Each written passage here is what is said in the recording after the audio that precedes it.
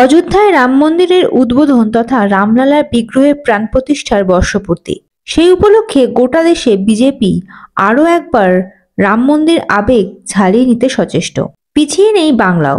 রাম মন্দির প্রতিষ্ঠার বর্ষপূর্তি উদযাপনে বুধবার দুপুরে নিজের বিধানসভা কেন্দ্র নন্দীগ্রামে শোভাযাত্রা করেন শুভেন্দু অধিকারী। ঠাকুরচক থেকে শুরু হয়ে রেয়াপাড়া শিব মন্দির পর্যন্ত 2 কিলোমিটার পথ পেরিয়ে শুভেন্দু অধিকারীদের পদযাত্রা শেষ হয়। রামলালার মূর্তির সামনে রামলালার ছবি সম্বলিত অজস্র গেরুয়া পতাকা জড়িয়ে দেওয়া হয়েছিল মিছিল। রামলালার মূর্তির সামনে আরতিও করেন শুভেন্দু অধিকারী।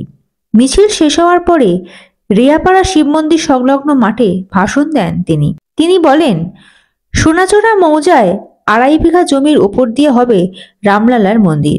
6 এপ্রিল রামনবমীর দিন ভিত্তিপ্রস্তর স্থাপন হবে। 1 বছর আগে এই দিনেই মন্দির উদ্বোধন হয়েছিল, অর্থাৎ 2026 সালের বিধানসভা ভোটের মধ্যেই ওই মন্দিরের উদ্বোধনের দিন স্থির করেছেন বিরোধী দলনেতা। সোনাচূড়াতে একটি জায়গা আমাদের আছে, কেনা জায়গা 2.5 বিঘা মতো।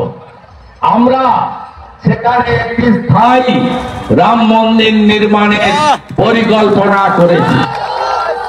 আগামী 6 এপ্রিল রামনবমীর দিন সেখানে ভিত পুজোর মধ্য দিয়ে সেখানে রাম মন্দির নির্মাণের কাজ শুরু হবে, যা 1 বছরের মধ্যে আমি আশা করি সম্পূর্ণ করতে পারবো। শুধু রাম মন্দির নয়, ওখানে ভোগশালা, হোমিওপ্যাথিক আয়ুর্বেদিক চিকিৎসা কেন্দ্র সহ একটি সনাতনীদের আস্থার জায়গা, যেভাবে রেয়াপাড়া শিব মন্দিরে আমি গেস্ট হাউস বানিয়ে দিয়েছি, ওখানেও গেস্ট হাউস এবং পুণ্যার্থীদের বিশ্রামের জায়গা সহ পূর্ণাঙ্গ রাম মন্দির গড়ে তোলা হবে। এরপর সাংবাদিকদের মুখোমুখি হন রাজ্য বিধানসভা বিরোধী দলনেতা শুভেন্দু অধিকারী। প্রাক্তন কেন্দ্রীয় মন্ত্রী জন বার্লা যোগ দেবেন তৃণমূল কংগ্রেসে। এই নিয়ে জানতে চাওয়া হলে শুভেন্দু অধিকারী বলেন, আমাদের কি হয়েছে? উনি লোকসভায় বিজেপির প্রার্থীকে মারতে উঠেছিলেন, ছবিতে দেখা গেছে।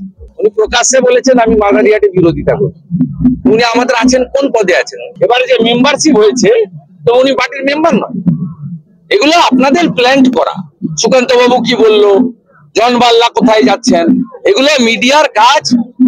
অ্যাডভার্টাইজ নেওয়ার জন্য মমতাকে তোষণ করা। কোন হিন্দু মোদির বাইরে নয়।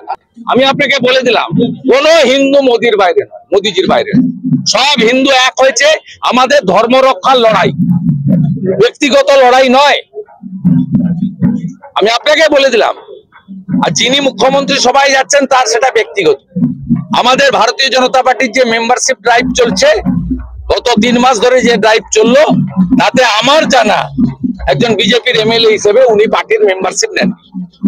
যিনি পার্টির মেম্বারশিপ নেননি তাকে পার্টির লোক বলবো কি করে? তিনি আপনাদের সকলের সামনে মনোজ টিকদার মতো একটা ভদ্র লোক প্রার্থী হয়েছিলেন, মারতে উঠেছেন।